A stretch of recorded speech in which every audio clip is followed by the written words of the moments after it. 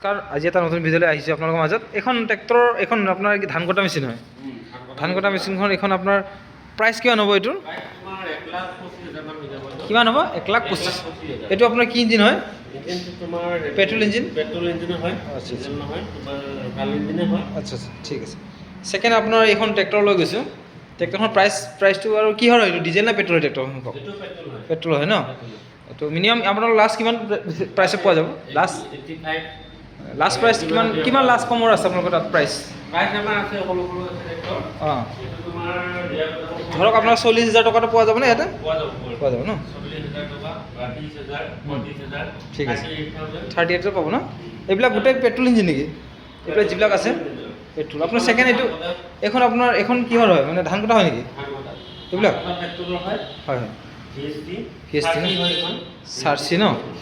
এইখন আৰু পিছৰখন কি হয় আপোনাৰ পেট্ৰল নে ডিজেল? এইখন যিখন ধান কটা আছে এইবিলাক ৰিপাৰ হয় ন গোটেই?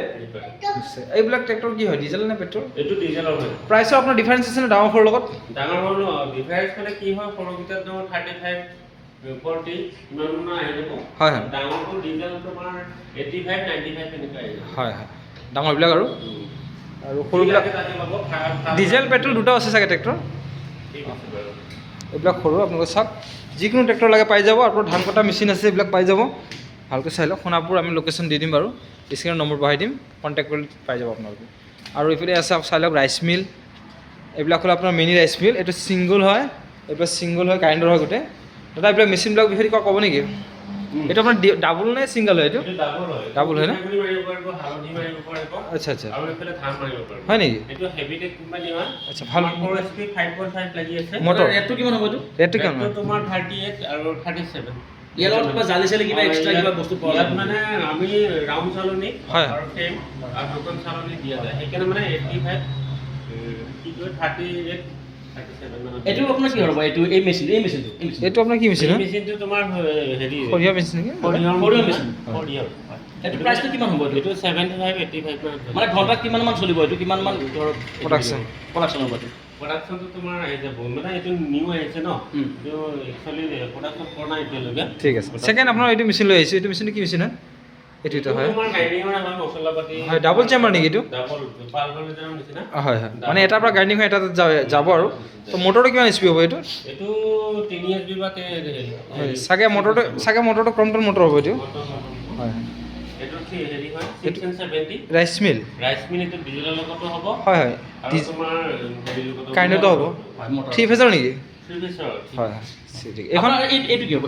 এইটো আপোনাৰ কি মেচিন হয়? হয় হয় এইটো 38, 32,000 এনেকুৱা মানে ইয়াত মছলা মানে চববিলাক মছলা ইয়াত মানে হেৰি কৰিব পৰা যাব। এইখন পালভাৰ। ছেকেণ্ড আপোনাৰ এইটো কি মেচিন হয়? গ্ৰাইণ্ডাৰ বুলি ভাবিছোঁ, কিবা এটা গ্ৰাইণ্ডাৰ হয় ন? মানে যিকোনো মছলা মিহি কৰিব পাৰে, পিঠাগুড়ি, জলকীয়া, ধনিয়া 28 মান আহিব। পাই যাব ন 4 HP মটৰ লগত। আৰু আপোনাৰ এইবিলাক কি ৰাইচ মিল? ৰাইচ মিল হয়, ৰাইচ মিলৰ বজাৰ দেখোন গোটেই। ৰাইচ মিল কিমান লাগে ৰাইচ মিল? 37 লৈ যাব পাৰিব ৰাইচ মিল। 37, 35,000 টকা ৰাইচ মিল লৈ যাব পাৰিব আপোনালোকে। এইটো কি হ'ব? এইবিলাক আপোনাৰ কি মেচিন হয় দাদা? এইটো কুঁহিয়াৰ পৰা হয়, চুগাৰ কেন। কেন। এইটো ইঞ্জিন নেকি আপোনাৰ? কি ইঞ্জিন? এইটো তোমাৰ হুণ্ডা ইঞ্জিন লাগি হয়, ইঞ্জিন ন? 54 মান আহি যাব নিশ্চয়। এইটো আপোনাৰ কি মেচিন আছিলে? এইটো মাকৈ চিলোৱা মেচিন হয় নেকি বাৰু? হয় নেকি? মাকৈ চিলোৱা মেচিন। আহি যাব এইটো। হয়, এইটো তোমাৰ পপকৰ্ন হয়। পপকৰ্ন কটন কিনি ন? পপকৰ্ন হয়। এইটো পপকৰ্ন মেচিন হয়। পপকৰ্ন মেচিন পাই যাব আপোনালোকে 24 মানৰ ভিতৰতে পাই যাব। আৰু এইটো আপোনাৰ এইটো তোমাৰ হেৰি হয়। এইটো আপোনাৰ ব্ৰইলাৰ চাফা কৰা চাগে ন? ব্ৰইলাৰ লুম গুচ এইটো এটা। আৰু এইটো আপোনাৰ ভুজিয়া চা বনাই কেনে যিটো ড্ৰাই কৰাটো হয় চাগে। আৰু এইটো আপোনাৰ এইবিলাক সৰু গ্ৰাইণ্ডাৰ হয়। এইটো আপোনাৰ হেৰি হয়, কি বুলি কয়, আটা চাকি। মানে আগৰ যিটো আটা চাকি আছিলে সেইটো হয়। এইটো ৰাইচ মিল ছিংগল। তো আপোনালোকৰ নম্বৰটো লগাই দিম স্ক্ৰীণত, কণ্টেক্ট কৰিলে হ'ল।